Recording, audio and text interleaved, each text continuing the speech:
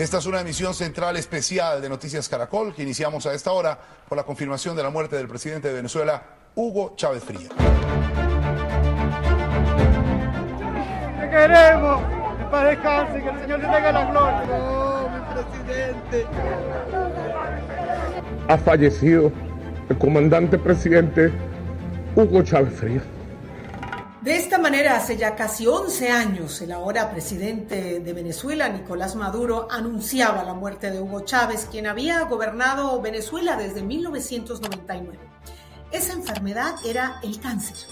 Y básicamente hasta ahí llega la información oficial sobre cómo y cuándo falleció el líder de la llamada Revolución Bolivariana en Venezuela.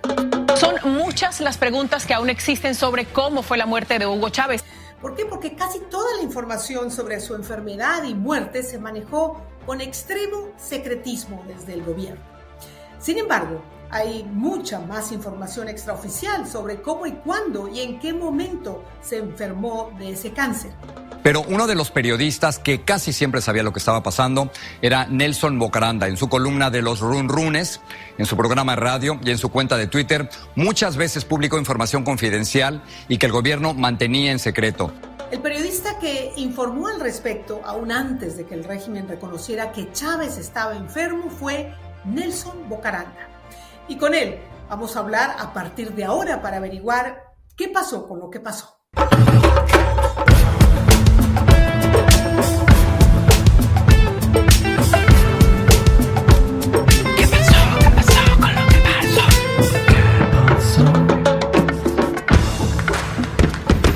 Nelson, bienvenido a ¿Qué pasó con lo que pasó? Tú fuiste el primero que en Venezuela informó al público que Hugo Chávez, el entonces presidente Hugo Chávez, sufría de un cáncer, de una enfermedad muy grave.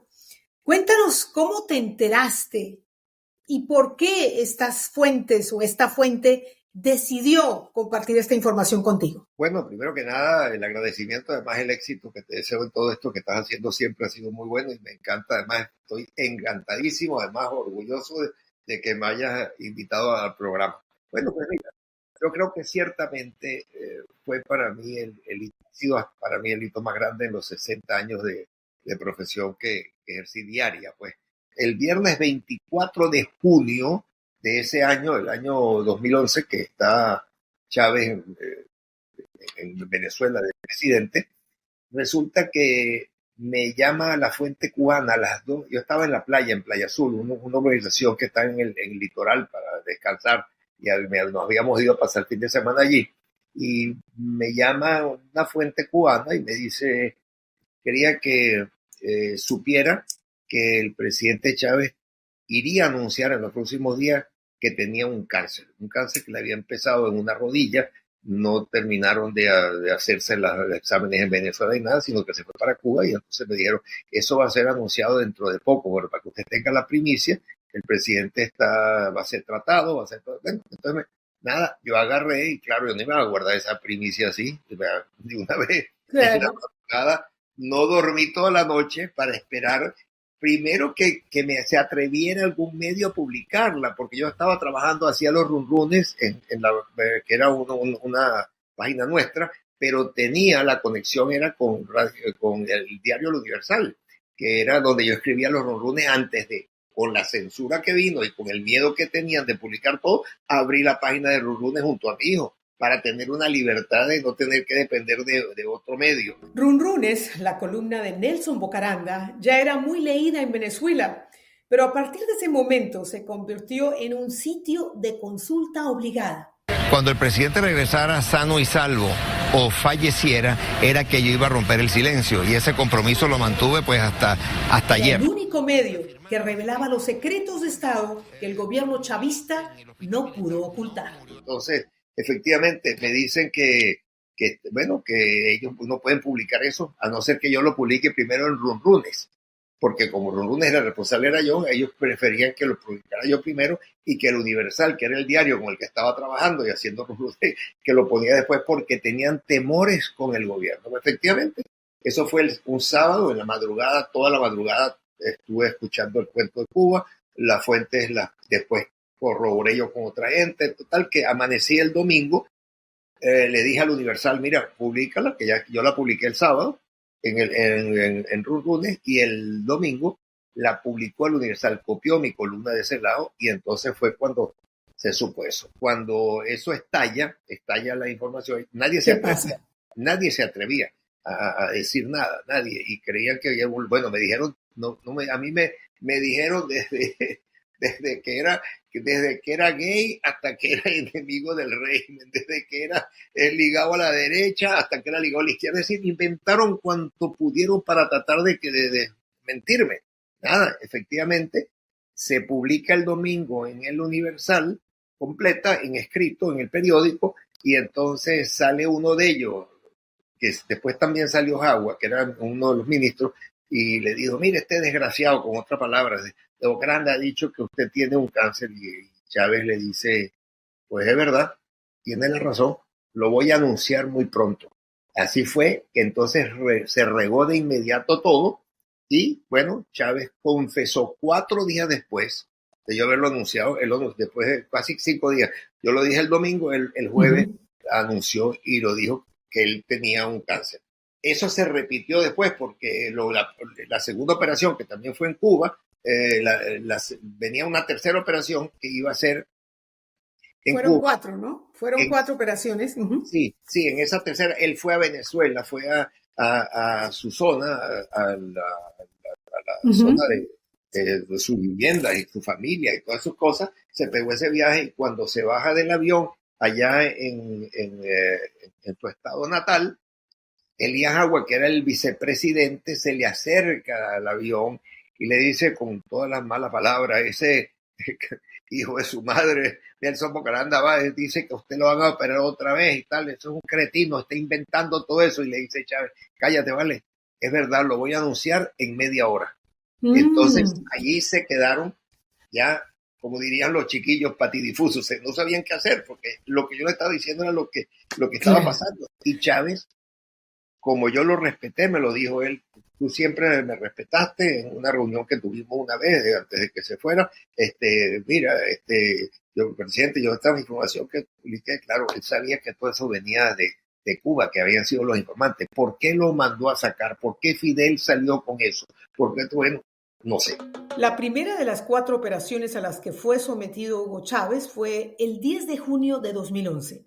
Ocurrió en Cuba, y en ese momento se informó que se trataba de un absceso pélvico. Vimos es que le encontraron un cáncer en el área pélvica, lo que le llaman un sarcoma. 20 días después, el 30 de junio, el mandatario volvió a ser intervenido y confirmó desde La Habana que se le había extirpado un tumor cancerígeno.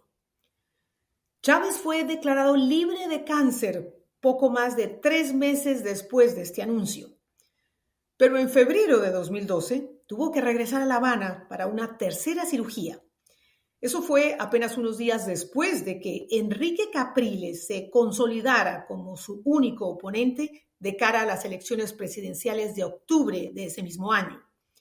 Chávez logró la reelección en octubre, pero tan solo 2 meses después regresó a Cuba para una cuarta y última intervención tras una nueva recaída por cáncer. Comenzó, por tanto, y de inmediato, otra serie de estudios especiales, citoquímicos, citológicos, microbiológicos y de anatomía patológica, que confirmaron la existencia de un tumor abscesado con presencia de células cancerígenas. Pero esto era, a pesar de que tú lo publicabas, Nelson, esto era un secreto de Estado en Venezuela, y tú fuiste la persona encargada de ir contando a cuentagotas, ¿no?, cómo iba siendo el proceso, porque yo recuerdo que los comunicados del gobierno eran muy genéricos, muy sin dar mayores detalles. Entonces, me pregunto yo, ¿cómo era tu rutina para mantenerte al día con la evolución de Chávez y ese contacto, pues secreto también, que tendrías que mantener con tus fuentes? Bueno, fíjate, yo establecí una red de informantes médicos. Primero, un médico cubano, que fue de los primeros por donde salió la información. Luego un médico de Brasil, a donde ofrecieron a Chávez operarlo en el hospital de Sao Paulo, se lo ofreció el gobierno brasilero. pero Chávez tuvo la osadía de pedir, o los que trabajan con Chávez, que le dieran 3 pisos completos del hospital llenos, que estuvieran llenos, que estuvieran vacíos, para el piso de arriba, el piso de abajo y el piso del que no tuviera más nadie. Entonces le dijeron que no, que eso no se podía hacer. Y entonces, bueno, eso me abrió la puerta de los brasileros que me dieron información. Luego también fue otra gente que fue clave, fue un médico español al que llamó un médico venezolano, fue a verlo allá a España con algunos datos que tenía, porque este médico venezolano era paisano de Chávez, de Sabaneta y tal, y total que el médico español también, cuando lo llamé, que me lo presentó el otro médico venezolano, me mantuvo al día. Yo todos los días lo que hacía mi rutina, era en la radio, la rutina de la radio, estaban asustadísimos, en la televisión, todo el mundo asustado porque yo daba esa información. Entonces, a las 6:30 de la tarde más o menos, yo me chequeaba con Brasil, con España y con Estados Unidos, porque era un médico venezolano en Florida que había tratado a Chávez en Caracas cuando se golpeó, le salió un tumor en la rodilla, pero que no era canceroso, y fue el primero que tuvo que ver con Chávez de alguna forma. Entonces yo hacía un recorrido, yo daba en las noches, daba la temperatura, el estado de salud, todos los puntos los daba a las 6:30. Mientras estaba en mi programa, que duraba hasta las 7:30 en la radio, yo me salía un momento para transmitir para el mundo los datos esos. Nelson, y tú, entre publicación y publicación, me pregunto yo si tuviste que tener alguna precaución, si tenías temor por tu seguridad, si eras espiado, si eras seguido por el régimen. Bueno, pues sí, siempre tuve, más contra regímenes como el que tenemos nosotros, que siempre estaba pendiente, estaba angustiado de que dar la información, pero sabía que Chávez, inclusive yo creo que él quería que eso se supiera, porque se movieron ellos y le dijeron de todo en contra mía y nunca ejerció ninguna presión sobre mí ni nada. Esa madrugada que me llaman a mí desde La Habana para darme la información, fueron 12 horas seguidas hablando yo con la persona que me daba información de todo para que supiera cuál era la realidad. Entonces, toda la madrugada yo la pasé despierto para salir en la mañana, tratar de publicarla en el donde se asustaron los medios, como te dije, hasta el domingo que salió completamente publicada. 2012 era un año crucial para el gobierno bolivariano. Las escasas noticias sobre la enfermedad de Chávez sumían a todo un país en un mar de incertidumbre, especialmente de cara a las elecciones presidenciales de octubre. Por supuesto que había muchos temores, pero yo creo que el mismo hecho de que fuera tan evidente la información que tenía y cómo les interesaba a ellos, porque a mí, yo tengo un dato secreto que te iba a decir, era que a mí una madrugada me llamaron para que estuviera en una reunión con un altísimo general del gobierno, que hoy no está en Venezuela, pero otro funcionario importantísimo, militar también, que sí está en Venezuela. Me llamaron para una reunión en un sitio privado a la 1 de la madrugada, en una oficina, en las Mercedes en Caracas, para que yo les dijera si Chávez llegaba vivo o no a las elecciones de diciembre. El interés de ellos era llegar a las elecciones para que ganara Chávez, porque sabían que no tenían candidatos, sino Chávez, más nada. Entonces, nada, yo fui, les dije, mire, yo no tengo ni idea de eso, pero allá, ¿y por qué ustedes me buscan a mí? Le dicen, bueno, porque es que la información sobre Chávez la manejan Cilia, Maduro y Elías Jagua, que es el hombre que es responsable de los comités cubanos. Entonces, a nosotros no nos informan todo y por eso te llamamos para que nos ayudes en eso y nada, te vamos a agradecer siempre. Ok, perfecto, muy bien, y así fue. Me fui en la madrugada a las de 2 horas, de 2:30 de la madrugada, ya estaba en mi casa con Nelson Eduardo, mi hijo, que me recogió en la misma oficina. Así que sí, así se manejaba esa situación en cuanto a Chávez. Ese era el hermetismo que existía en ese momento, que ni siquiera su propio entorno sabía lo que estaba pasando y te tenían que consultar a ti, que era tal vez el hombre mejor informado sobre la enfermedad de Chávez en ese momento. Bueno, fuiste el que diste la primicia. Me pregunto, Nelson, si alguna vez estas fuentes tenían temor de ser identificadas, si alguna vez te bloquearon información. No me bloqueé, no. Yo creo que ellos sabían que yo debía estar más asustado que ellos, entonces eso lo dejo tranquilo. No se metieron conmigo, al contrario, yo no los volví a ver más nunca a los individuos, pero uno de ellos lanzó por ahí una cuestión en contra mía, por ahí, para echar broma, más nada, yo creo que era como para que supa, como separarse de mí, ¿no? Digo, esto está metiendo mentiras y tal, pero era uno de los que me fue a buscar para que le diera la verdad. Entonces, pero no, me mantuve tranquilo, y como ya era una cosa tan pública y era diaria la información y todo era verdad, y Chávez le iban a reclamar de que yo le estaba, y decía, él está diciendo la verdad. ¿Y alguna vez Chávez te reclamó, reaccionó, te llamó por esto? Yo no vi a Chávez más nunca, no lo volví a ver, yo no volví a ver a Chávez lo había visto yo antes de eso, pero en persona, después de que anuncié esto, nunca lo vi más. Yo seguí todo su proceso y y recibía información de lo que estaba pasando. Como hace tiempo estoy aferrado a Cristo, el Cristo. Uno siempre ha vivido de milagro en milagro, siempre he dicho yo. Eso fue para ellos dramático, porque ellos no pensaban que Chávez se iba a morir así, y sobre todo que ahí hubo unas discrepancias enormes en cuanto al tratamiento posterior. Ahí llegaron Dilma Rousseff y Cristina Kirchner a llorar sobre la urna porque y le decían a la CIA que estaba podrido, que por qué no le habían cuidado mejor y tal.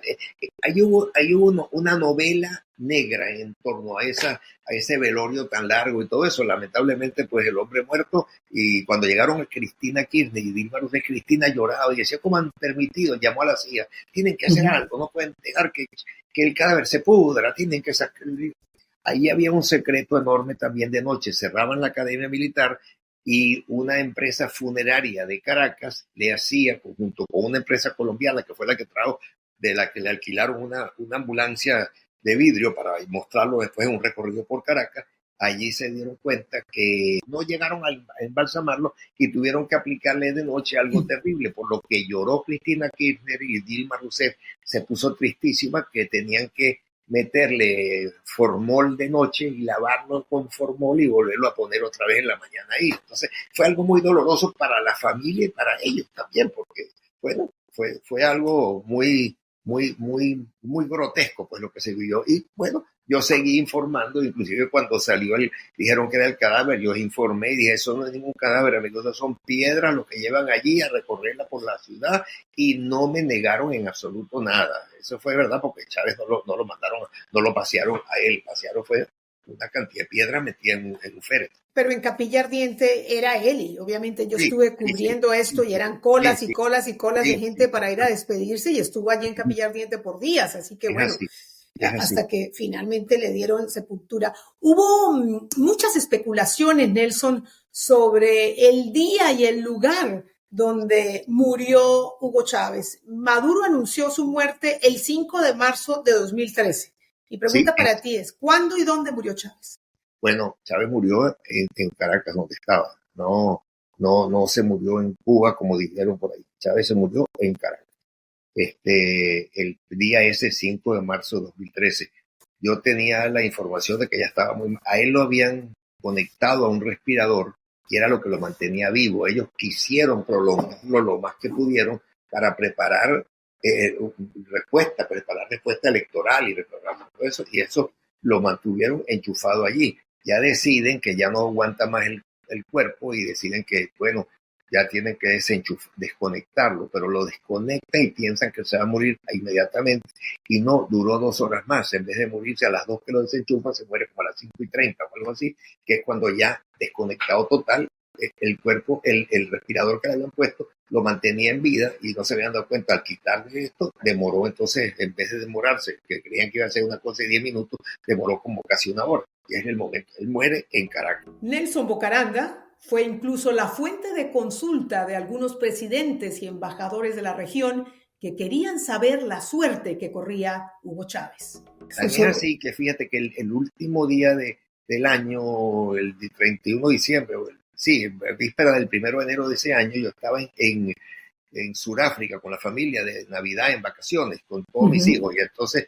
estábamos allá y me llama el presidente de Colombia, y me dice el presidente Santos, me dice la secretaria del presidente Santos, no es la secretaria. Mire, señor Bocaranda, lo estoy llamando porque quiere saber si el presidente Chávez se murió ya, porque le dijeron a él que se ha muerto. Y no, mire, dígale al presidente Santos que no se ha muerto, porque yo lo sabría. Mira, a mí me está prometido que me va a decir eso, así que sepa que no. Luego el presidente Santos, en una entrevista en Caracas que hace en un evento de Fede Cámara, él cuenta eso de que ciertamente él me llamó y que yo le di la información real, porque él le habían dicho que se había muerto en ese momento. Así que yo tuve conexión con todos. Mira, con el presidente Cardoso de Brasil me hablaba con ¿quién más está? Bueno, me tocaron algunos como, ya te voy a decir con quién más bueno, con el Vaticano, con el nuncio. Me hablaba con el nuncio porque ellos querían saber también cuál era la realidad. Me tocó también, me tocó Colombia, me tocó Brasil y me tocó Uruguay, que me llamaron para preguntarme, para ver si, pero era a mí el que me llamaban, y los embajadores en Caracas, de esos países, me llamaban en Caracas para hablar conmigo. Tú eras el vocero en lugar de preguntarle al canciller o en fin, porque no sabían. Bueno, en ese momento, ¿cómo reaccionaron las hijas? Porque también se habló de que estaban muy molestas con el manejo que le dio el gobierno al cuerpo de su papá, en fin, en medio de este dolor para ellas. ¿Cómo lo recibieron? Ellas sufrieron mucho con eso y de eso soy testigo. Eso es cierto. Ellas estaban muy molestas por el trato que le habían dado y yo creo que parte de lo que yo dije, de lo que me tocó saber, pienso que de alguna forma algunos de los datos que me daban venían de la familia o de alguien ahí cercano, porque de verdad estaban angustiadas con lo que pasaba. No las hijas, toda la familia y sus hermanos y todo, pero siempre respetaron lo que yo dije. En ese escenario que obligaría a convocar, como manda la Constitución de nuevo, a elecciones presidenciales, ustedes elijan a Nicolás Maduro como presidente de la República Bolivariana de Venezuela. Nelson, ¿y cómo recibió el entorno de Chávez el anuncio que hace el propio presidente Chávez antes de someterse a su cuarta operación, antes de irse para Cuba, cuando nombra a Maduro su sucesor en caso de que le pasara algo, ¿no? Y dice que, bueno, de convocarse a nuevas elecciones, como efectivamente sucedió y lo establecía la Constitución, Maduro debería ser el candidato y los venezolanos debían votar por Maduro. ¿Cómo fue esa sucesión tomada en cuenta por su entorno? Maduro venía de ser su mano derecha por mucho tiempo, fue su segundo hombre a bordo, era el hombre que le manejaba absolutamente todo, lo dirigía, había para arriba y para abajo para con él. Entonces fue un baño de agua fría para la revolución de que lo nombraran a Maduro y no a otros que habían con muchas ganas de ser candidatos y que podían a lo mejor haber sido, bueno, pero a él le pareció que ese era y ahí se tuvieron que quedar tranquilos. Quedó Maduro y Maduro sigue. Hugo Chávez inscribió su candidatura para las elecciones presidenciales en junio de 2012. Durante ese periodo aseguró estar libre de cáncer e incluso hizo campaña en las calles cuando varios anticipaban una posible campaña virtual. Va a ser una gran victoria, la victoria bolivariana. Finalmente logró su objetivo al ser reelecto tras vencer a Enrique Capriles, pero su cuarto y último mandato duró menos de 3 meses. El 5 de marzo de 2013, Nicolás Maduro confirmó el fallecimiento de Hugo Chávez Frías. A las 4:25 de la tarde de hoy, 5 de marzo, ha fallecido el comandante presidente Hugo Chávez Frías. Muchos creían que muerto el líder, el chavismo se derrumbaría. Pero murió Chávez.